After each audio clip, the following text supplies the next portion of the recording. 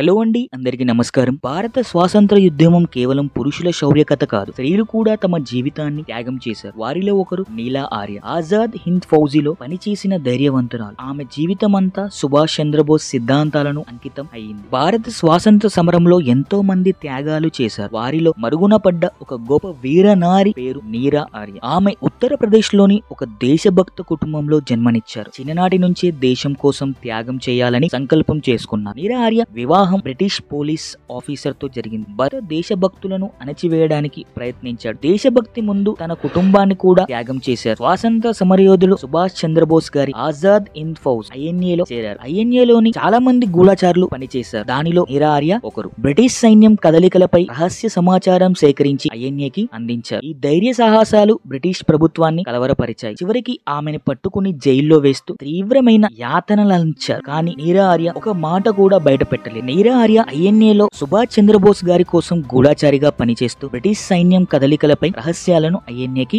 అందించారు. ఈ కారణంగా బ్రిటిష్ వారు ఆమెపై కన్నేశారు. చివరికి జైల్లో ఆమెని బంధించారు. మొదట ఆమెను గట్టిగా కొట్టి శారీరకంగా బలహీనపరిచారు. తరువాత రోజులు తరబడి తిండి నీరు ఇవ్వకుండా నిర్బంధించారు. రాత్రింబగలు గొలుసులతో కట్టేసి నిద్రపోనీయకుండా ఇబ్బంది పెట్టారు. రహస్య సమాచారం చెప్పమని పలుమార్లు బెదిరించారు. కానీ నీలా ఆర్య ఒక మాట కూడా బయట పెట్టలేదు. కొన్నిసార్లు విద్యుత్ షాకులు ఇచ్చి బాధ పెట్టారు. శరీరంపై కర్రలతో ఇనుప రాడ్లతో దారుణంగా కొట్టారు. రక్తం కారిన గాయాలు మానకపోయినా ఆమె హృదయం మాత్రం దేశభక్తితో నిండిపోయి ఉండింది. సుభాష్ చంద్రబోస్ ఎక్కడున్నాడు అని అడిగితే ఆమె జై హింద్ అని మాత్రమే చెప్పి ఆ మాట విన్న బ్రిటిష్ జైలు అధికారులకు కోపం మరింత పెరిగేది. ఇంతటి దారుణమైన శిక్షలు పొందినప్పటికీ నీలా ఆర్య ఐఎన్ఏకి సంబంధించిన ఒక రహస్యం కూడా బయట పెట్టలేదు. బ్రిటిష్ ప్రభుత్వం చివరికి ఆమె శాశ్వతంగా జైల్లోనే ఉంచింది. జీవితాంతం కష్టాలు పడుతూ త్యాగపూర్వకంగా జీవించారు. స్వాతంత్రం వచ్చిన తర్వాత కూడా పెద్దగా గుర్తింపు లేకుండా చాలా కష్ట జీవితం గడిపారు. నీలా ఆర్య గారి కథ మనకు చెబుతున్నది ఏమిటంటే దేశభక్తి ముందు ప్రాణం, కుటుంబం, సౌకర్యం అన్ని చిన్నవే. నిజమైన స్వాతంత్రం త్యాగంతోనే వస్తుంది. ఆమె త్యాగం, ధైర్యం నేటికి ప్రతి భారతీయుడికి ప్రేరణ. నీలా ఆర్య చూపించిన మార్గం దేశం ముందు మన జీవితం చిన్నది అనే నిజం. ఒక మహిళ కూడా దేశభక్తిలో ముందంజలో నిలబడగలదని నిరూపించారు. స్వాతంత్రం కోసం త్యాగం చేయడం వల్లే ఆమె పేరు చరిత్రలో చిరస్మరణీయం అయింది. ఆమె మాటలు